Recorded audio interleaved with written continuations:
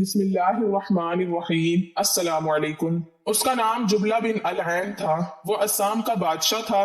اس کے دل میں ایمان کی شمع جاگ اٹھی تھی۔ اس نے اسلام کے بارے میں سنا، اس پر غور و فکر کیا، پھر اسلام قبول کر لیا۔ یہ سیدنا عمر فاروق رضی اللہ تعالی عنہ کے دور کی بات ہے۔ مسلمانوں کو اس کے ایمان لانے کی خبر ملی تو بہت خوش ہوئے۔ جبلہ نے سیدنا عمر فاروق رضی اللہ تعالی عنہ کو خط لکھا کہ وہ مدینہ طیبہ آنے کی اجازت چاہتا ہے۔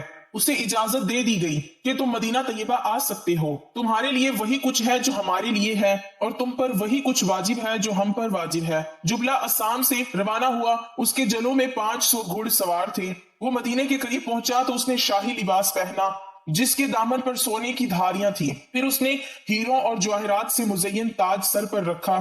جب وہ حضرت عمر فاروق رضی اللہ تعالی عنہ کی خدمت میں پہنچا تو انہوں نے اس کی عزت افزائی کی، اس کا پرت پاک استقبال کیا اور اپنے پاس ٹھہرایا۔ اسی دوران حج کے دن آ گئے۔ فاروق اعظم رضی اللہ تعالی عنہ حج کے لیے روانہ ہوئے۔ جبلہ بھی ان کے ساتھ تھا۔ جبلہ نے بیت اللہ شریف کا طواف شروع کیا۔ بنو فزارہ کا ایک مسکی شخص طواف کر رہا تھا کہ اتفاق سے اس کا پاؤں جبلہ کی چادر پر آ گیا۔ جبلہ کو بڑا غصہ آیا۔ اس نے ایک ایسا زوردار تھپڑ مارا کہ اس کی ناک توڑ دی۔ فزاری شخص کو بھی بہت غصہ آیا، مگر وہ جوابی کارروائی نہیں کر سکتا تھا۔ اس نے فوراً اپنا مقدمہ فاروق اعظم رضی اللہ تعالی عنہ کی عدالت میں پیش کر دیا۔ فاروق اعظم رضی اللہ تعالی عنہ نے جبلہ کو بلوایا اور جواب طلبی کی کہ تم نے دوران طواف اپنے مسلمان بھائی کو تھپڑ کیوں مارا؟ تم نے تو تھپڑ رسید کر کے اس کی ناک ہی توڑ ڈالی۔ آخر تم نے ایسا کیوں کیا؟ جبلہ نے بڑے غرور سے کہا کہ اس نے میری چادر کو اپنے پاؤں سے مسل دیا۔ اس کی یہ مجال، اگر مجھے مقدس گھر کی حرمت اور عزت کی پرواہ نہ ہوتی تو میں اس کی گردن اڑا دیتا۔ فاروق اعظم رضی اللہ تعالی عنہ نے فرمایا، جبلہ تم نے اپنی غلطی کا اعتراف کر لیا ہے کہ واقعی تم نے اسے تھپڑ مارا ہے۔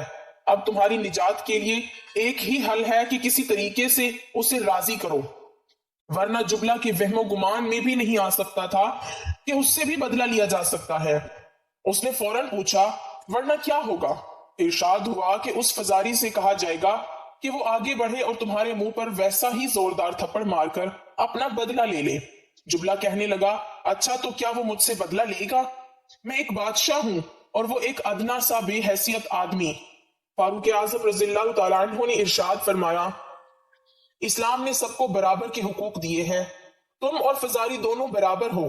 اسلام کی نظر میں اعلیٰ شخص وہی ہے جو تقوی کے لحاظ سے بہتر ہے۔ سبحان اللہ، یہ تھا انصاف۔ جبلہ کو اس قسم کے مساوی سلوک کا وہم و گمان بھی نہ تھا۔ اس نے کہا، میں اس صورت میں دوبارہ عیسائی بن جاتا ہوں۔ ارشاد ہوا، جو شخص اپنے دین یعنی اسلام سے پھر جائے، اسلام کی روح سے اس کی سزا موت ہے۔ جبلہ کہنے لگا، امیر المومنین، اس صورتحال پر غور کرنے کے لیے مجھے کل تک کی مہلت عطا فرمائیں۔ فاروق اعظم رضی اللہ تعالی عنہ نے مہلت دے دی۔ رات کا کچھ حصہ گزرا تو جبلہ اپنے ہمراہیوں کے ساتھ مکہ مکرمہ سے نکل بھاگا۔ وہ قسطنطنیہ پہنچا جہاں اس نے دوبارہ عیسائیت قبول کر لی۔ زمانہ بیت گیا، اس کی جوانی کا رنگ اڑ گیا، نقوش ماند پڑ گئے، شان و شوکت دھندلا گئے۔ اسے اسلام کے ایام یاد آ گئے، نماز اور روزے کی لذت بیدار ہونے لگی۔ اسے اسلام چھوڑنے پر ندامت ہوئی۔ زیادہ ندامت اس بات پر ہوئی کہ میں اسلام میں داخل ہونے کے بعد دوبارہ مشرک ہو گیا۔ اس احساس کے باوجود وہ آخری عمر تک عیسائیت پر قائم رہا۔ اس نے آخری عمر میں کچھ اشعار کہے جن کا مفہوم یہ ہے، شریف خاندان کے ایک چشم و چراغ نے ایک تھپڑ کے بدلے تھپڑ کھانے کی سبکی محسوس کی، جس کی وجہ سے اسلام سے برگزشتہ ہو کر عیسائی بن گیا۔ حالانکہ تھوڑا سا صبر کر لینے میں کوئی حرج نہیں تھا۔ کاش میری ماں نے مجھے جنا ہی نہ ہوتا، کاش میں عمر رضی اللہ تعالی عنہ کی بات مان لیتا، کاش شام میں میری معیشت کا ادنا سا سامان بھی ہوتا تو میں اپنی قوم کے افراد کے ساتھ اٹھتا بیٹھتا۔